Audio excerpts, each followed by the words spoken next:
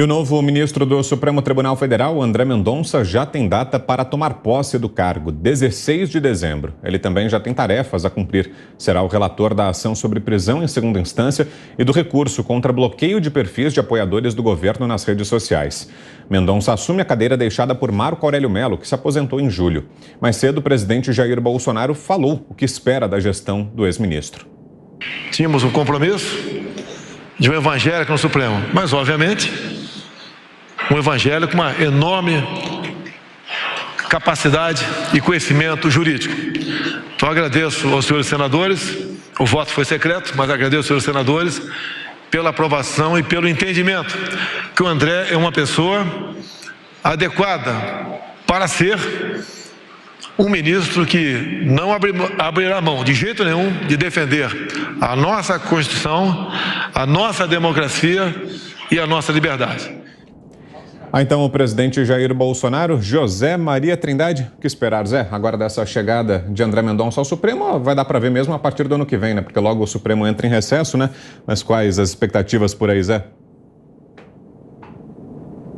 Eu cruzei com ele entrando no Palácio do Planalto, né? Ele disse que tinha ido lá visitar o presidente Jair Bolsonaro, só que o presidente estava fora, cumprindo a agenda fora daqui de Brasília.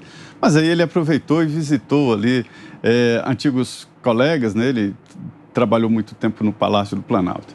Ontem, Vitor, logo depois da sabatina e aprovação no plenário do Senado, ele saiu ali ainda sob o impacto, né, da aprovação, ele ficou muito emocionado, foi uma batalha, né?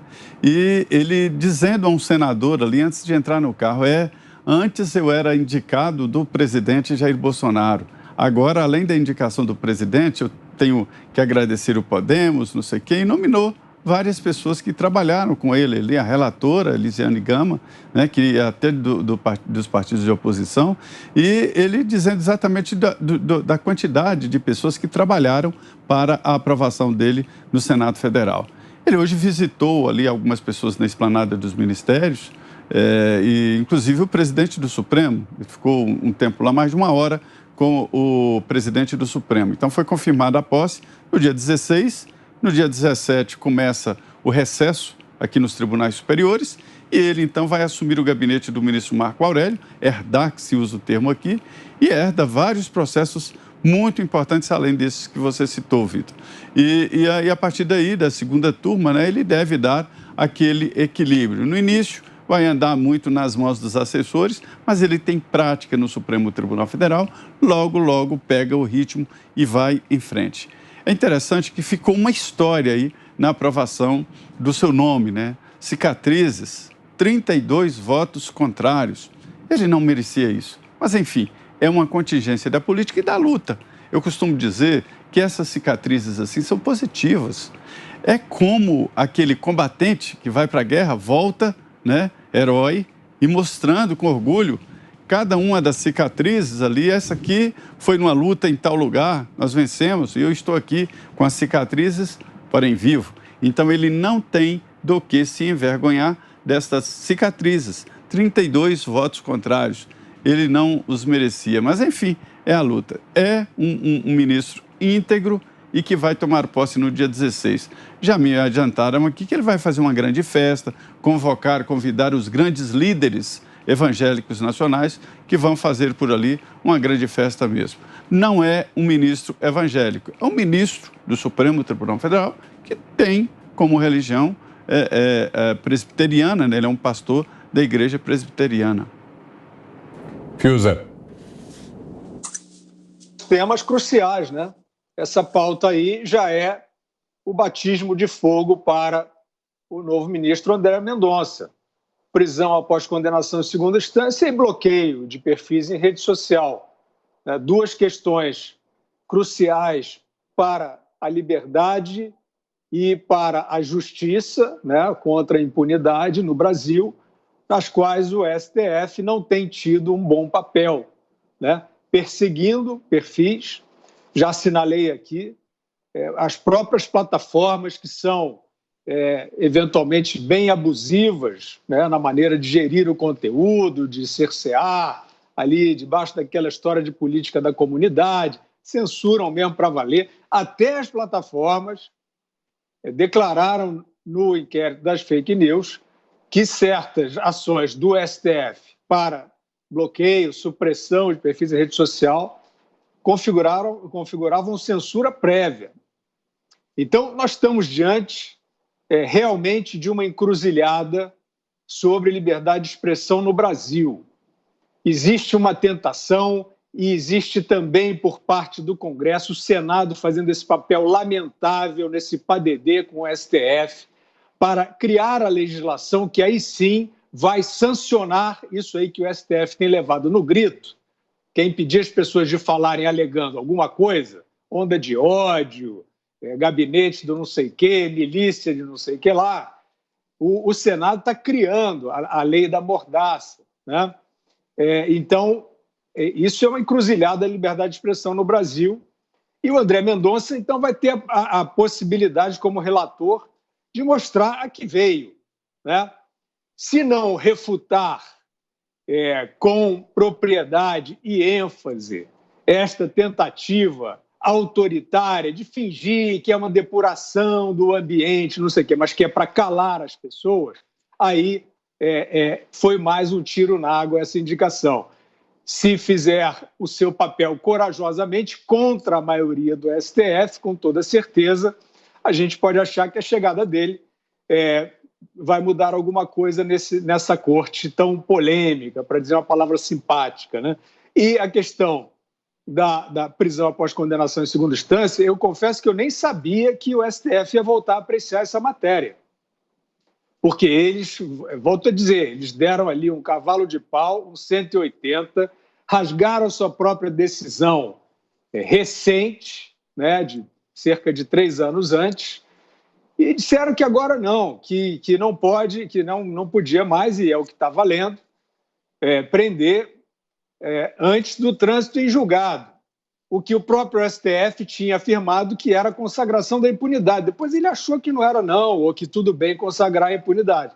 Então, boa notícia saber que o STF vai voltar a se debruçar sobre essa matéria, e aí realmente é batismo de fogo para o André Mendonça, porque o STF está fazendo tudo para impedir a ação daqueles que buscam justiça contra corruptos.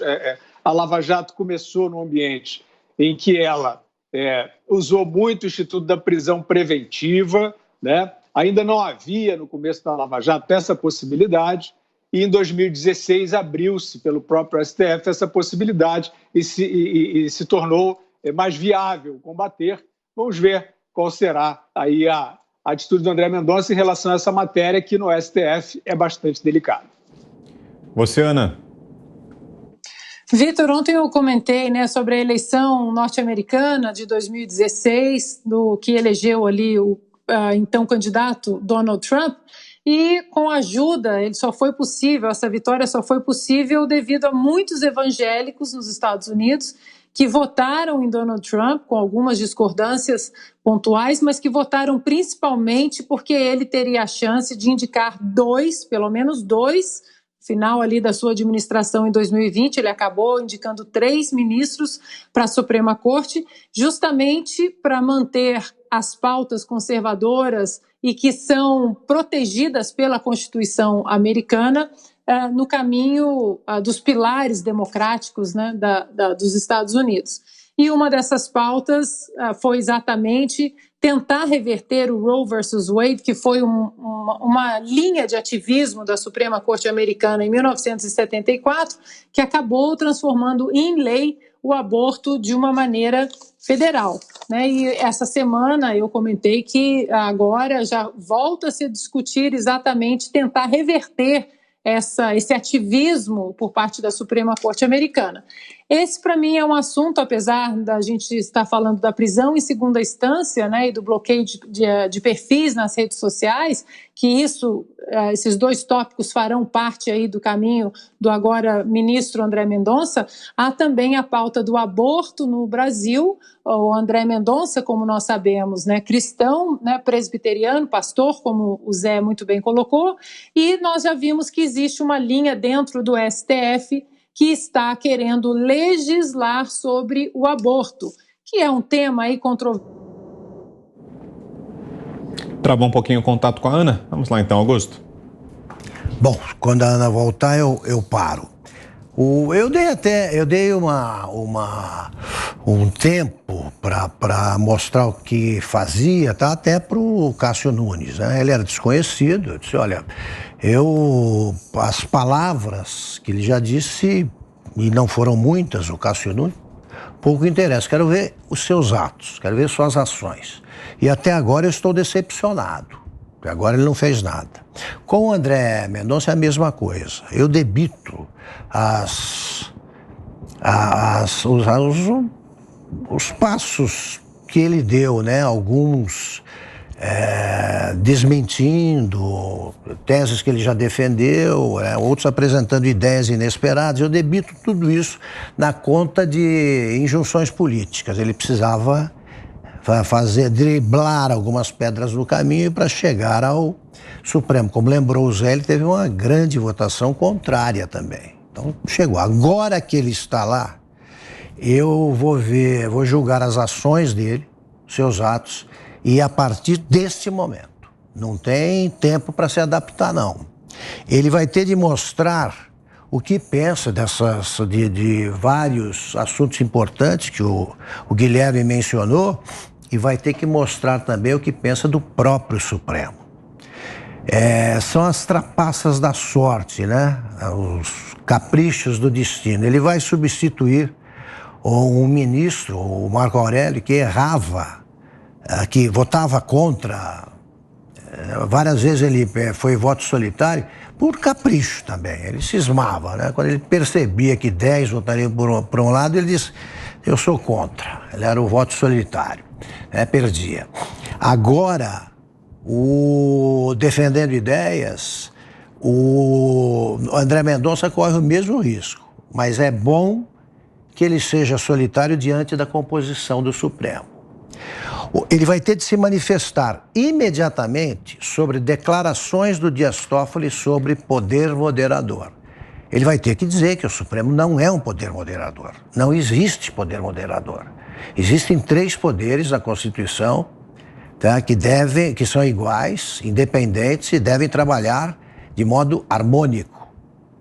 É a Constituição que diz. Nenhum poder é mais igual que os outros, não. Ele vai ter de se manifestar sobre a condição de meio preso, meio solto do deputado André Silveira.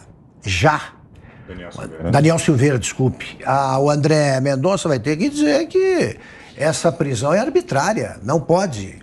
Ele tem que dizer, alguém tem que dizer, ele é o ministro talhado para isso. Né? Ele quis ser ministro, então ele tem de cumprir essa missão que nós exigimos. Né? Ele vai ter de comentar a liberdade de expressão, né? Garroteada, agora, não é ameaçada, não. A liberdade de expressão foi parcialmente suprimida.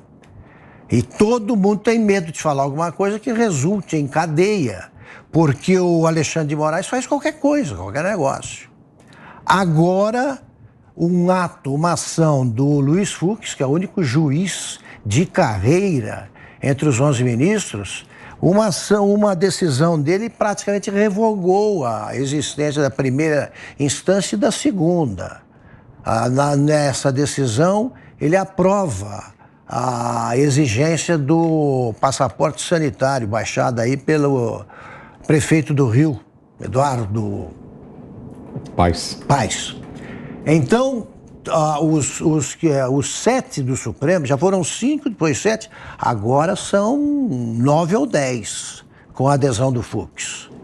E o André Mendonça tem de falar sobre isso, sobre semipresidencialismo. Existe isso que o Dias Toffoli criou?